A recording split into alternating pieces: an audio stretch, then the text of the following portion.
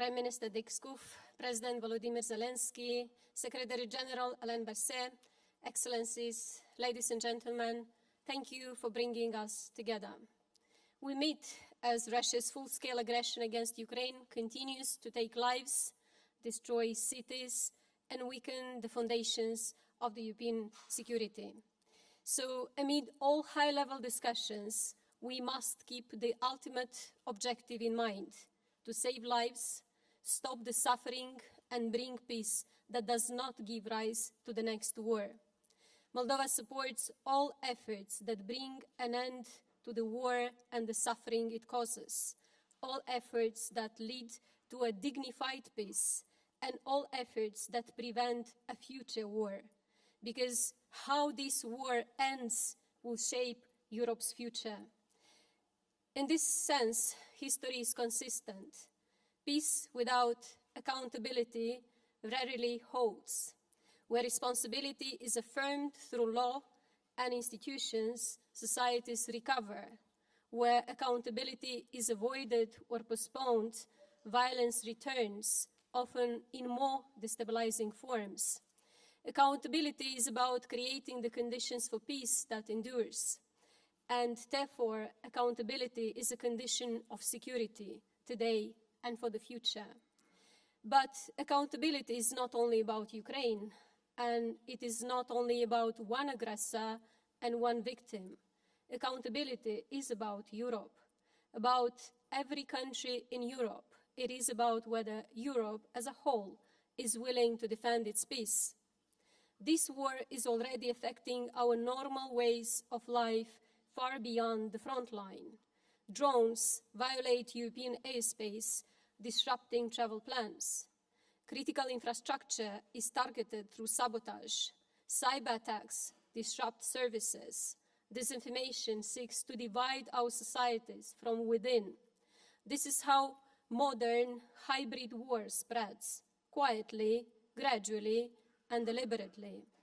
The front line is not only in Ukraine, it is wherever Europeans expect safety, stability, and normality and begin to lose them. This moment is about Ukraine, but it is also about whether free and sovereign nations in Europe can protect their people from evil and harm, whether we, Europeans, can hold together in solidarity to defend our way of life, our democracies, and our peace. This is why the convention we signed today, establishing the International Claims Commission for Ukraine, matters. This matters first and foremost for people, for those who lost family members, for those whose homes were destroyed, whose lives were forever changed. Law cannot undo loss, but it can recognize harm, restore dignity, and affirm that suffering is neither invisible nor forgotten. Secondly, it also matters for the international system. Accountability, when it is credible, predictable, and institutionalized, tells aggressors that violations will be recorded, assessed, and addressed. Third, the way this commission has been created sends a signal. It affirms multilateralism and a rule-based international order.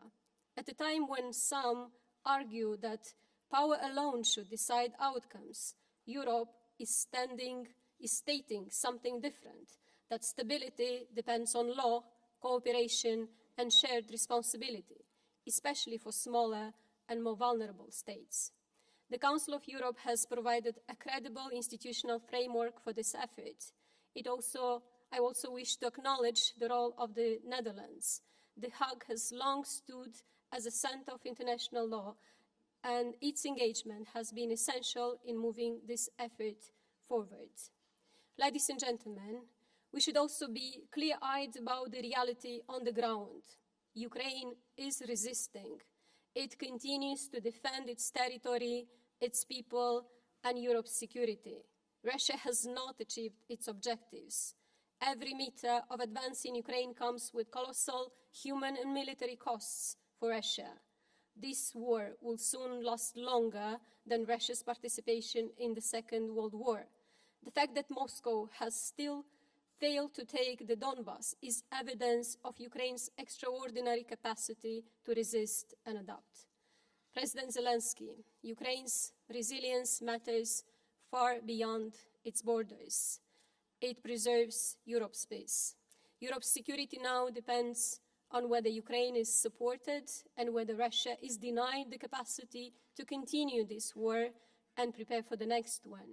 Ukraine must continue to receive strong, sustained support, not sporadically, not cautiously, but with the understanding that Ukraine's success is a precondition for Europe's future peace.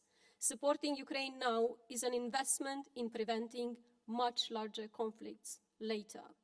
At the same time, Russia's ability to wage war must be reduced. Sanctions matter. Isolation matters.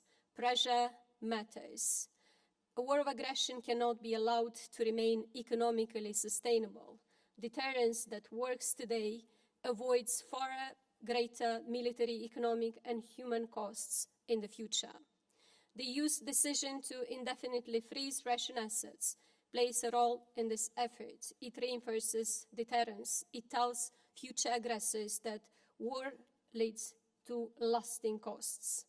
How this war ends will determine whether Europe faces stability or more wars. And this is Europe's responsibility, not someone else's, not another continent's.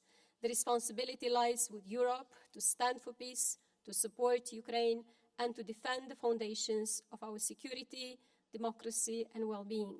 To do so decisively or to fail history, and in doing so, endanger Europe's democratic and peaceful future. Ukraine is fighting. The question before us is whether Europe will rise to the moment or fail. I thank all the countries represented today for their support to Ukraine. And as a country holding the presidency of the Committee of Ministers of the Council of Europe, Moldova stands for a Europe that acts early, decisively, and together. A Europe that understands that supporting Ukraine and deterring aggression today is the price of peace tomorrow. Thank you.